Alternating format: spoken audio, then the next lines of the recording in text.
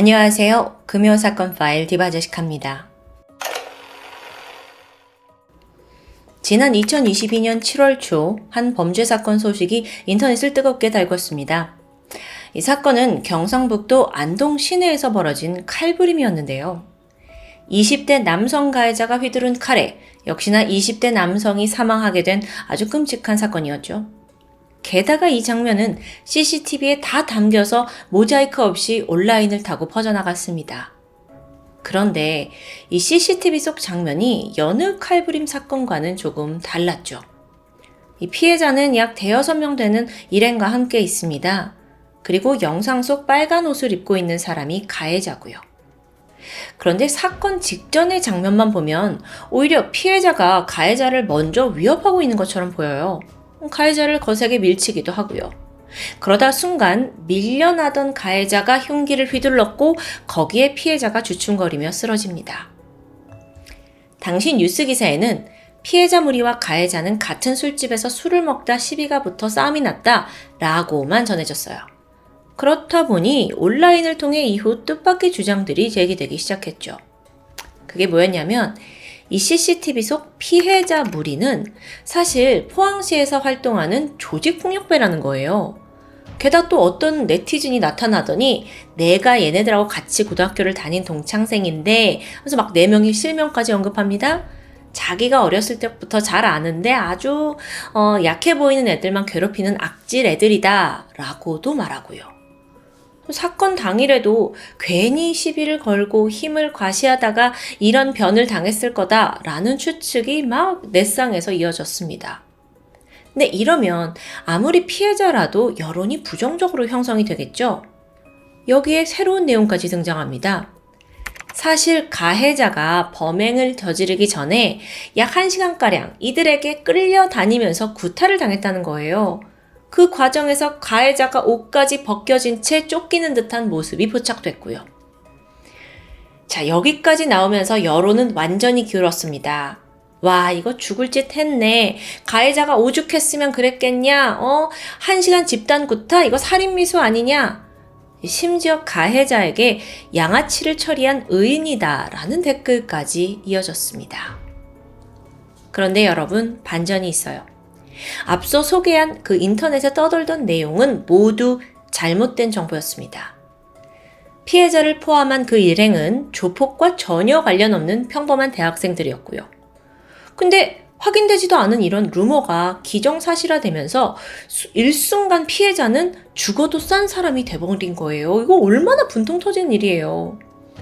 유족들은 또 어떻고요?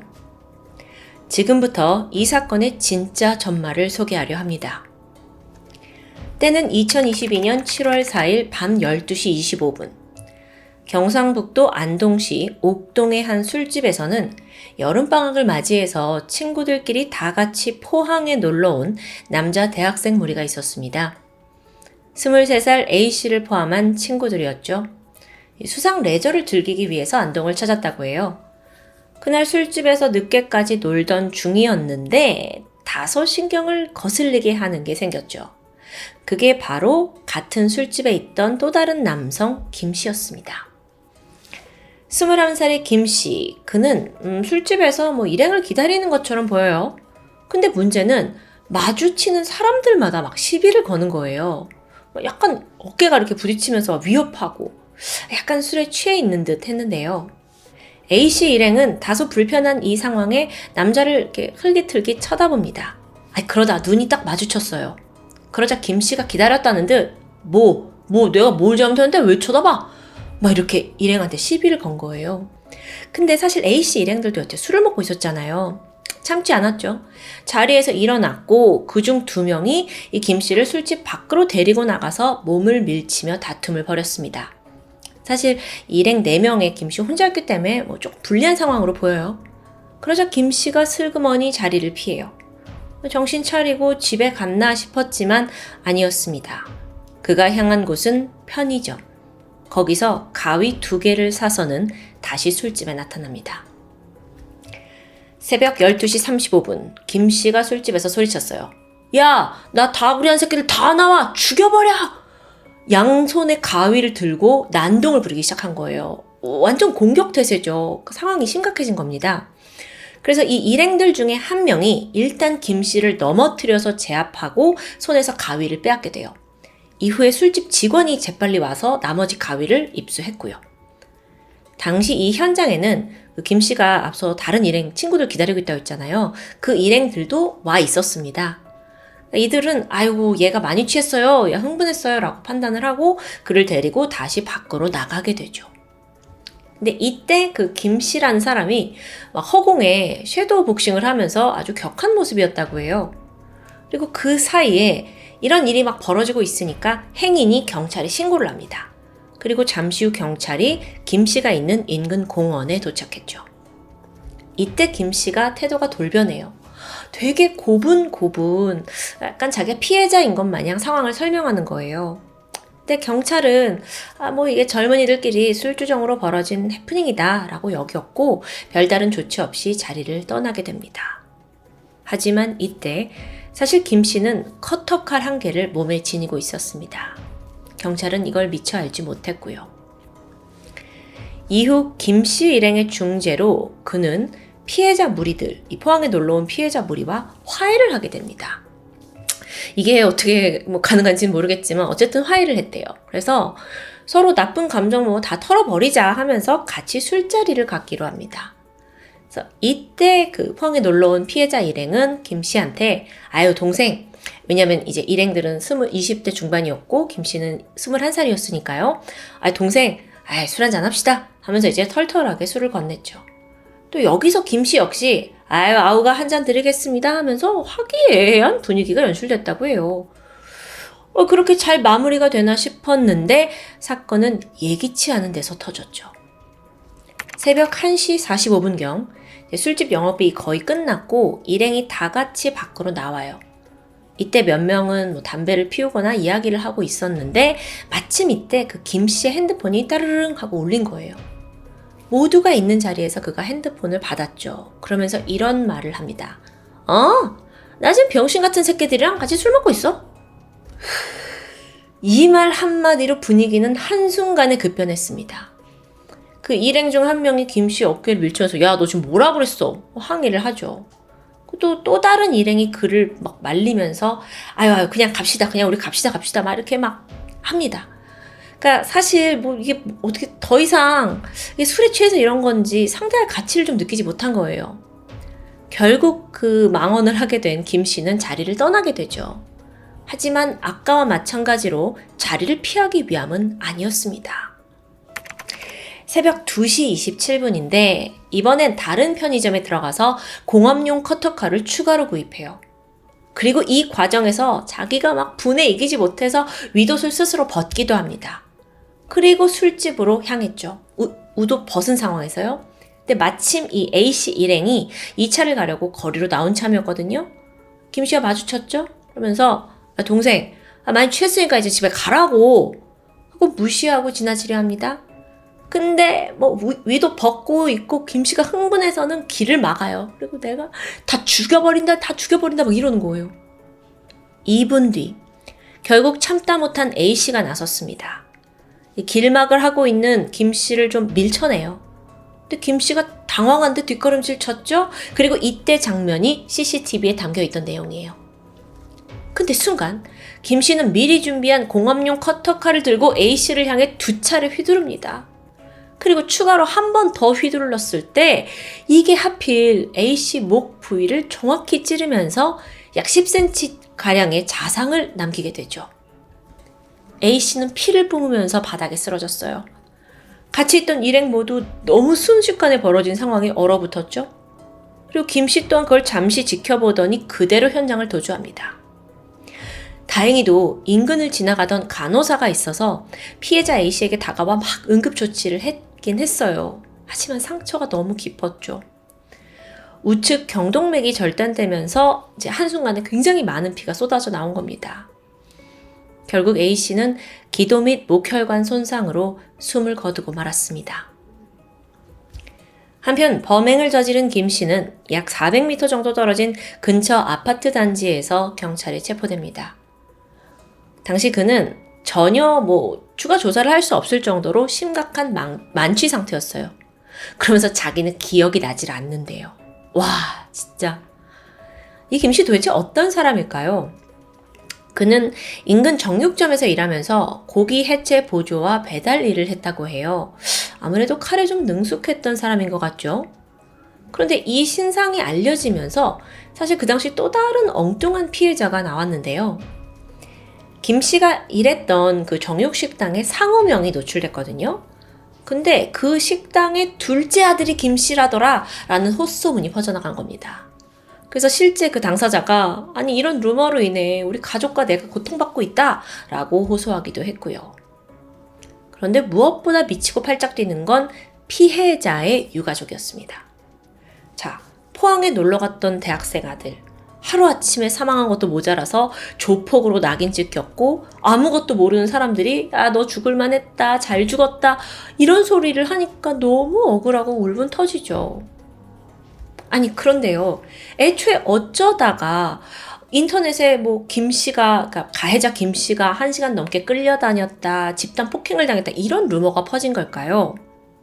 자, 그 원인을 보니까 경찰 조사 당시에 이게 가해자 김씨의 주장에서 나온 거더라고요. 이걸 최소한의 사실 확인도 없이 그 자극적인 내용만 부각시켜서 기사로 퍼져나갔던 거고요. 사람들은 뉴스에 이게 나오다 보니까 당연히 그게 사실인 줄 믿었던 거죠. 게다가 알고 보니 이 범인 김씨 또 다른 전적도 있었습니다. 워낙 충동적이고 폭력적인 성향이 있어서 여자친구한테 손찌검을 툭하면 했대요. 사건 4개월 전인 2022년 3월에도 공용 주차장에서 여자친구를 폭행하거든요. 근데 보다 못한 행인이 데이트 폭력으로 그 가해자를 신고합니다. 근데 이때 또 김씨가 격분해서 감히 너가 뭔데 나를 신고하냐 막 이 행인한테 정말 입에 담지도 못할 욕을 막 퍼부어요. 이걸로 또 모욕죄로 고소를 당했죠. 더구나 그는 미성년자 시절부터 여러 차례 소년보호 처분을 받았던 전적이 있습니다. 그러니까 여러분, 문제를 일으키고 다니던 진짜 양아치는 이 가해자 김씨였던 거예요. 사건 당일 술집에서 먼저 시비를 건 것도, 그리고 욕설을 하면서 흉기를 들고 덤빈 것도, 끝내 사람을 죽인 것도 모두 김씨입니다. 그런데 재판에선 그가 살인의 고의성이 없었다고 주장해요. 방어를 할 목적으로 다가오지 마 이렇게 손을 3번 정도 뻗었는데 그게 우연히 목을 찌른 거라. 이게 말이 되나요? 이게 앞뒤 상황이 좀 판단 능력이 떨어지나? 어차피 형량을 낮춰보려는 그런 꼼수겠죠. 답답해요. 그럼 이제 재판 결과를 좀 알아볼까요? 2023년 1월 가해자 김씨의 요청으로 국민참여 재판이 이루어졌습니다. 이것도 뭔가 의도가 있는 듯해요. 여론이 뭔가 자기한테 좋게 형성이 돼서 이랬는지 모르겠지만 어쨌든 국민참여 재판이 이루어지는데 1심에서 9명의 배심원 모두 만장일치로 살인, 모욕, 특수 협박 혐의에 대해 유죄를 선고합니다. 징역 20년이 나왔죠. 시원하죠? 하지만 김 씨는 항소했어요. 그리고 이어진 2심에서는 그보다 형량이 줄어든 징역 18년이 선고됩니다. 왜 감형이 됐나 이유를 보니까 그가 범행을 대체로 인정을 하고 또 유족들을 위해서 3천만 원을 공탁했기 때문에 원심의 선고가 좀 무거운 것으로 판단된다라고 되어 있습니다. 그러니까 나름의 유가족과 협상을 한 것 같죠. 그렇다 해도 한 사람의 생명을 짓밟은 죄와 징역 20년을 각각 저울에 달아보면 과연 어느 쪽이 더 무거울까요? 앞길 창창한 20대를 살해하고 자신은 피해자에게 남아있었을 수명의 반의 반도 안 되는 형량을 받은 가해자. 저는 사실 더군다나 이 사건이 더 끔찍한 이유는 가해자를 피해자를 가해자로 둔갑시킨 언론과 허위사실 유포자들 때문이 아닐까 싶습니다. 정말 안타까워요. 사건을 전달하는 언론도 그리고 그걸 해석하는 시민까지도 좀 더 중립적이고 또 날카로운 눈을 가져야 하지 않을까라는 생각이 드는데요. 억울하게 숨진 A씨 피해자의 명복을 빌겠습니다. 지금까지 금요사건 파일 디바제시카입니다. 안녕하세요. 금요사건 파일 디바제시카입니다. 2005년 8월 14일 강원도 양구군 양구읍 중리. 그날따라 찌는 듯한 날씨의 일요일이었는데 그럼에도 불구하고 문을 연 곳이 있었습니다. 바로 양구에 있는 전당포였죠. 안을 보니 40대 남성이 TV를 보면서 혼자 가게를 지키고 있었는데 그는 주인 부부의 아들 45살 왕씨였습니다. 주말이라서 한가하게 시간을 보내던 중 12시쯤 한 손님이 전당포에 들어옵니다. 그는 금반지를 담보로 맡겼고 이에 왕씨는 현금을 내주기 위해서 금고를 보관하고 있던 안쪽 내실로 들어가게 되죠. 그런데 이내 황급히 뛰쳐나왔습니다. 그리고 112에 전화를 걸더니 다급히 설명했죠. 저희 아버지 어머니가 흉기에 찔려 돌아가신 것 같습니다. 낮 12시 10분입니다. 이 전화를 받은 지역 경찰은 정말 유례없는 신고에 당황했죠. 사실 이 양구군이란 곳이 인구 2만 4천 명이 모여 사는 조용하고 작은 지역이기 때문에 2명이 함께 피살된 이런 강력사건은 지금껏 전례가 없었기 때문이죠. 형사 5명이 곧장 현장으로 출동을 했고 전당포 주변은 순식간에 출입이 통제되는데요. 먼저 형사들은 피해자들이 발견된 내실로 들어갑니다. 방바닥이 온통 피로 물들어 있었어요. 첫 번째 피해자는 전당포 주인인 왕씨. 가슴 외에 몸 12곳을 흉기에 찔렸고요. 그는 1인용 간이 침대 위에 쓰러져 있었죠. 한편 아내 우씨는 오른쪽 가슴 부위 그리고 총 3곳을 흉기에 찔렸는데 사실 이뿐만 아니라 오른쪽 눈 부위가 함몰된 상태였습니다. 그녀는 보시다시피 출입문 안쪽 탁자 위에 놓여있던 간이 금고 옆에 쓰러져 있었어요. 이 현장을 보니까 현금 1,000만 원 그리고 전당포에서 보관하던 담보물 일부가 사라져 있었습니다. 이 시신의 혈액 응고 상태로 미뤄서 피해자들이 밤 사이에 강도가 진입한 후 이렇게 살해된 것으로 추정되는데 그런데 이상한 점이 있습니다. 전당포란 곳이 워낙 귀중품이 많은 곳이기 때문에 보안 설비가 충분히 되어 있던 곳입니다. 당연하겠죠. 침입을 완전히 봉쇄하는 촘촘한 창살은 물론이고 입구에 셔터도 설치되어 있고 심지어 경보기 뿐만 아니라 경찰서로 바로 연결되는 비상벨까지 있던 상황입니다. 그런데 그날따라 경보기나 비상벨은 제대로 작동하지 않은 듯하죠. 이 주인 왕씨 또한 평소에 경계심이 많아서 저녁 7시가 넘으면 친한 친구조차 이 전당포에 오는 걸 허용하지 않았다고 합니다. 그러니까 말 그대로 이런 철통 보안을 뚫고 전당포에 강도가 들었다? 이게 쉽게 납득이 가지 않았던 겁니다. 전당포 현관과 또 창문 등에는 침입자의 흔적을 찾으려 했지만 발견된 게 없습니다. 그나마 발견된 건 혈흔이 묻은 족적이에요. 근데 이 또한 선명하지가 않아서 이걸로 용의자를 찾기에는 문제가 있었죠. 물론 이 중에는 가족들의 지문이 일부 채취되기도 했습니다. 그런데 여기는 부부가 평소에 생활하던 장소이기 때문에 사건의 관련성을 짓기는 좀 힘들었고요. 다시 한번 이 노부부의 부검 결과를 살펴보던 경찰은 노부부에게서 방어흔과 저항흔이 발견되지 않았다는 점에 주목합니다. 그러면 이건 면식범의 소행일 가능성이 크다는 거죠. 특히나 쓰러진 남편 주변에 이미 뜯겨져 있는 약봉지와 알약이 떨어져 있었어요. 이게 무슨 뜻이냐? 왕씨, 그러니까 노인 왕씨가 자는 동안 변을 당한 게 아니라는 겁니다. 깨어있는 상태에서 평소에 복용하는 그 약을 먹으려다가 아는 사람에게 갑자기 공격을 당한 걸로 추정이 되는데요. 그 외에도 범인이 이 내실에 있는 3개의 장롱 중에서 딱 현금 1,000만 원이 보관되어 있던 그 장롱만 뒤진 흔적이 있습니다. 그러니까 나머지는 거의 그대로 놔뒀어요. 이건 평소에 이곳 사정을 잘 아는 사람 또는 아주 가까운 사람이었다고 당연히 의심할 수 있겠죠. 그렇게 수사의 대상은 숨진 노부부의 가족 그리고 전당포를 자주 이용하던 단골 손님으로 좁혀지게 됩니다. 77살의 왕씨 그리고 69살의 아내 우씨 이 두 사람은 1975년부터 이 양구에 정착을 해서 무려 30년간 전당포를 운영하던 화교입니다. 노부부는요 마을에서 가장 부유하다고 소문이 나 있었어요. 근데 또 그럼에도 불구하고 주민들 이야기를 들어보면 전당포 주인이 워낙 의심이 많고 경계가 심해서 친하게 지내던 이가 별로 없다라는 반응이었죠. 어라, 그렇게 되면 가까운 면식범으로 우선적으로 가족들이 물망에 오르게 되겠죠. 특히나 경찰은 최초 신고자인 아들에 주목했습니다.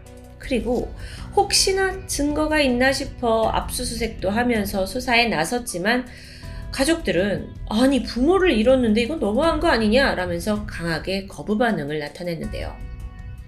여러분 예상하셨을 수도 있지만 가장 의심을 많이 받았던 사람은 유족이자 신고자인 아들 왕씨입니다. 그러면 그는 뭘 하고 있었느냐? 시신을 발견하기 전날 토요일 오후 5시쯤에 그는 부모와 함께 이 전당포 내실에서 저녁 식사를 했다고 합니다. 이후에 아들은 전당포를 나왔고 새벽 1시까지 PC방에서 게임을 한 후에 집에 돌아갔다고 진술했죠. 그 집이란 곳은 동거녀와 함께 살고 있는 곳이었는데 전당포 인근에 같이 거주하고 있었습니다. 지난 밤 사이에 이런 끔찍한 사건이 일어났지만 그는 전혀 몰랐어요. 그리고 또 다음 날이 일요일이었기 때문에 늦잠을 자고 일어났죠. 사실 평소 같으면 어머니가 전화를 해서 얼른 전당포로 출근을 해라 했겠지만 이날따라 아무런 연락이 없었다고 하는데요. 그렇게 일어나서 전당포에 도착을 했는데 그는 일부러 부모님이 계시는 그 내실에 들리지 않았다고 말합니다. 자기가 늦게 나와서 이제 꾸지람을 들을 게 뻔했기 때문이죠. 대신 응접실에서 2시간 정도 TV를 보면서 가게를 지켰고요. 그러다 정오가 돼서 손님이 오자 내실에 들어갔다가 그제서야 사망 사실을 알게 된 그런 정황입니다. 자, 이렇게 들으면 그를 범인으로 모는 건 좀 억울할 수 있습니다. 그런데 그가 내놓은 이 해명에는 다소 석연치 않은 점이 있었죠. 여러분 지금 보시다시피 전당포 가게와 그 내실, 여기는요 벽 하나를 둔 채 문 하나만 열면 이어지는 구조입니다. 이 사건 현장에 지난밤 부부가 사망하고 나서 흘렸던 피가 계속 흥건하게 남아 있었는데 몇 시간 동안 가게에 들어와서 여기에 있던 아들이 이상한 냄새나 낌새를 전혀 눈치채지 못하는 2시간이었다? 그게 과연 가능할까요? 게다가 유독 이 아들 왕씨가 수사에 거부감을 보이면서 거짓말 탐지기 조사에도 불응합니다. 이게 오히려 더 강한 의심을 사게 되죠. 무엇보다도 왕씨가요, 부모님이 사망한 후에 이 전당포 건물을 비롯해서 보험금까지 10억 원의 재산을 고스란히 상속받게 되었죠. 이 부분 이상하죠. 이걸로만 봐도 사실 살해 동기가 충분히 있어 보입니다. 근데 여기서 끝이 아닌데요. 사건 전날인 토요일날 밤에 새벽 1시까지 PC방에 있었다고 했죠. 그래서 그가 게임 접속을 어느 정도 했나 그 시간을 확인해 보는데 돌연 1시간 정도 자리를 뜬 게 확인됩니다. 그럼 이때 전당포 내실에 들어가서 부모를 살해한 게 아닌가라고 추정했지만 사실 그 시각은 부검 결과를 토대로 한 이 노부부의 사망 추정 시각과 일치하지 않았다고 해요. 그러니까 정황상 의심은 됐지만 아들이 범인이라는 증거가 없는 상황입니다. 그래도 경찰은 설득에 설득을 감행한 끝에 사건 발생 4년 만인 2009년에 왕씨를 상대로 거짓말 탐지기 조사를 했어요. 결과가 어떻게 나왔냐? 진실이었죠. 거짓말을 하는 게 아니라는 겁니다. 경찰은 상당히 허탈해했고요. 아들도 이제서야 나를 이제 의심하지 않냐? 라면서 좀 벗어나는 듯 했죠. 그런데요. 조금만 더 생각해보면 사건이 벌어진 지 4년이 지나서 하는 거짓말 탐지기가 정말 신빙성이 있는 걸까요? 한편 경찰은 아들 외에도 이 전당포 단골 손님들은 누가 있었나 추적하기 시작합니다. 그 중에 눈에 띄는 사람들이 있었어요. 인근 군부대에 소속된 군인들이었죠. 손님들 중에는요, 아예 전당포에다가 월급 통장을 맡기고 돈을 빌려 쓰던 군인들이 상당수 있었다고 합니다. 수사를 벌이던 경찰이 마침 인근 부대에서 부사관으로 복역을 하다가 전역한 A씨와 B씨를 용의선상에 올리게 되죠. 왜 하필 이들이었냐? 알아보니까 A씨는 동료가 과거 이 전당포에서 200만 원을 대출할 때 연대보증을 서준 일이 있습니다. 그러다가 자기가 이 돈을 대신 갚게 되었죠. 그럼 억울합니다. 그렇다 보니까 전당포 주인에게 뭔가 원한이 생겼을 수도 있는데요. 근데 정작 A씨한테 가서 신문을 해보니까 자기는 이 노부부와 전혀 채무관계가 없다라면서 반발을 했죠. 근데 또 기록상으로 실제 노부부가 A씨를 상대로 돈을 갚지 않는다라면서 소송을 제기해둔 상태였고요. 앞뒤가 맞지 않는데요. 충분히 의심을 살만했습니다. 그럼 B씨는 어땠냐? 동료의 보증을 섰습니다. 그러다가 왕씨 부부에게 500만 원을 대신 갚은 적이 있었죠. 그래서 혹시나 이 어떤 불편한 관계가 아니었나 싶어서 용의선상에 올랐는데요. 경찰은 가장 기본적으로 그 사건이 벌어진 그날 이들이 어디에 있었는지 알기 위해서 휴대폰 통화 위치를 확인하게 됩니다. 그리고 보니 두 사람 모두 알리바이가 성립되었죠. 그렇게 군인 A씨, B씨 또한 용의선상에서 제외됩니다. 이후에요, 이 양구경찰서뿐만 아니라 강원지방경찰청 광역수사대까지 총동원이 되면서 정말 다각도로 수사가 진행됐어요. 근데 별다른 소득이 없습니다. 2005년 당시에 이 주변에 CCTV는 없었고요. 버스에 붙어있던 블랙박스까지 입수를 해서 살펴봤지만 용의자가 추려지지 않았죠. 그렇게 미제로 남아버린 사건. 이게 끝은 아니었습니다. 2011년에 강원지방경찰청에 미제 전담팀이 생겨요. 그러면서 재조사의 움직임이 있었죠. 근데 또 이게 수사팀 인원이 감소하면서 흐지부지 됩니다. 4년 후인 2015년에 이 사건의 살인죄 공소시효가 완전히 폐지됐죠. 그러면서 희망이 생겼는데 문제는 단서가 턱없이 부족하다는 겁니다. 시간이 많이 흐르면서 이 전당포 자리조차 공터로 변해버렸어요. 현장이 없어져 버리니까 이 사건은 거의 영구 미제 사건이 되는가 하고 여겨졌죠. 그러던 2020년 7월입니다. SBS 그것이 알고 싶다를 통해서 이 사건이 재조명되죠. 그러면서 새로운 사실이 드러나는데 아들 왕씨 인터뷰가 이 방송에 포함이 됐던 겁니다. 그는 부모가 죽은 이후 한동안 중국으로 떠났다가 다시 한국에 돌아온 상황이었어요. 선뜻 방송사 인터뷰에 응했죠. 과거 용의자로 지목된 적이 있었는데도 불구하고요. 그는 내가 용의자로 찍혔다라는 것에 굉장한 억울함을 호소했습니다. 아들이었으니까 당연했겠죠. 그는 사건 당일에 자기가 PC방에서 1시간 정도 자리를 비웠던 그 부분에 대해서 잠깐 담배를 사러 갔던 것으로 기억합니다. 그렇게 넘어가면서 의외의 인물을 새롭게 지목해요. 그게 바로 왕씨와 당시에 사귀던 동거녀 박씨였습니다. 박씨? 박씨는 그 당시에 다방에서 일하고 있었어요. 그런데 동시에 이 전당포 일에도 꽤 깊숙이 관여했다고 하죠. 전당포의 장부 정리를 도맡았다고 해요. 그럼 꽤 중요한 직책인데요. 그러고 보니까 박씨도 이 전당포에 자유롭게 드나들던 사람 중에 유일하게 가족이 아닌 인물이기도 했죠. 어라. 이 사건 당시에요. 노부부의 아들은 함께 운영을 하고 있었고 딸은 중국에 있었는데요. 그 딸 또한 오빠의 동거녀 박씨를 용의자로 지목했습니다. 피해자의 지인들도 평소 이 노부부가 동거녀를 탐탁지 않아 했다고 증언했고요. 아이러니하게도 당시 왕씨와 이 동거녀 박씨 사이조차 삐걱대고 있었다고 합니다. 그런데 당사자의 이야기를 들어봐야겠죠? 박씨는 이게 무슨 소리냐 라면서 나는 굉장히 노부부와 사이가 좋았고 반박을 합니다. 그러면서 다시 아들 왕씨를 유력한 용의자로 지목하게 돼요. 이 박씨 이야기를 들어보니까 왕씨가 그 사건이 일어나기 며칠 전부터 PC방 창업 문제로 부모와 사이가 좋지 않았다고 해요. 부모에게 5천만 원을 좀 빌려달라 요구했는데 거절당했다라는 것도 폭로하죠. 이 일은 당시 주민들 사이에서도 꽤 유명했다고 하는데요. 그래서 알아보니까 왕 씨는 예전부터 PC방을 차리고 싶어 했습니다. 하지만 이미 2번이나 사업 실패했던 아들이기 때문에 노부부가 더 이상 신뢰할 수가 없었던 겁니다. 그래서 그 중국에 있는 딸한테는 통장 비밀번호까지 알려줄 정도였는데 아들한테는 옆에 사는데도 불구하고 금전적인 도움을 거의 주지 않던 상황이었죠. 이제 사실 그게 또 그럴만한 게 왕 씨가요. 그 게임 리니지에 한참 빠져 있었다고 그래요. 현질도 많이 하는 약간 중독 수준이었고요. 마땅한 직장도 없는 아들인데 게임 중독 상태다.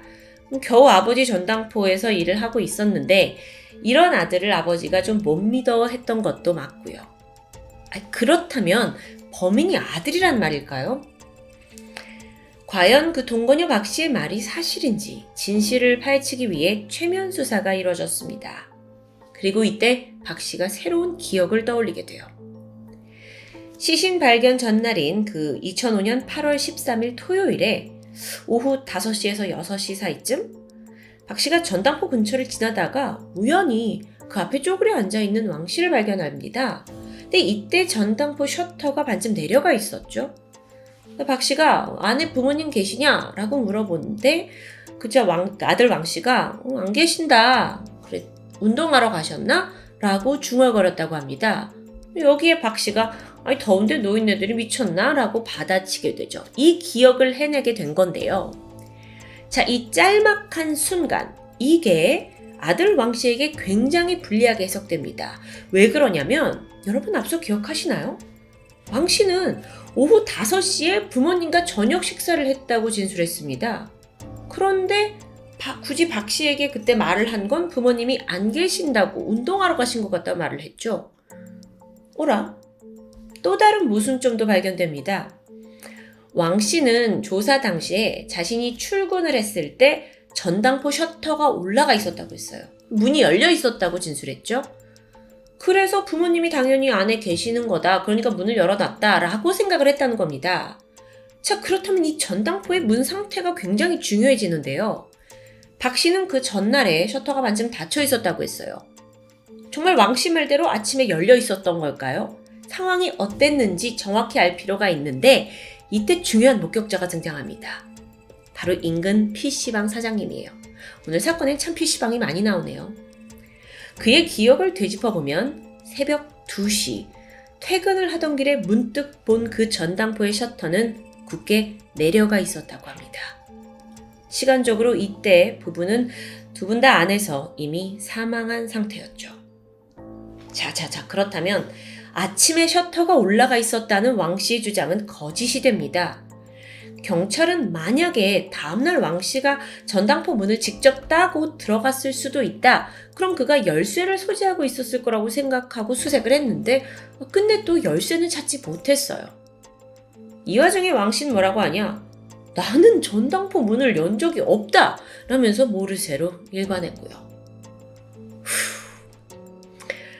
여러분, 결국 이 사건은 아들 왕 씨로 모든 화살이 몰리는 듯 했지만 그를 범인으로 지목할 만한 물증이 없습니다.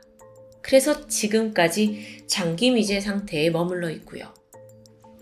이 사건을 접한 한 범죄 전문가는 아들 왕 씨가 가장 쉽게 이 범행을 할 수 있는 사람인 건 분명하다라는 의견을 밝혔습니다. 그렇지만 결정적인 증거 없이 그 누구도 그를 범인이라고 단정 지을 수는 없겠죠. 2005년에 벌어진 사건, 이제는 17년 전의 일이 돼버렸지만 아직까지도 이런 방송을 통해서 사건을 알리며 그날의 비극이 전해지고 있습니다. 왜냐고요?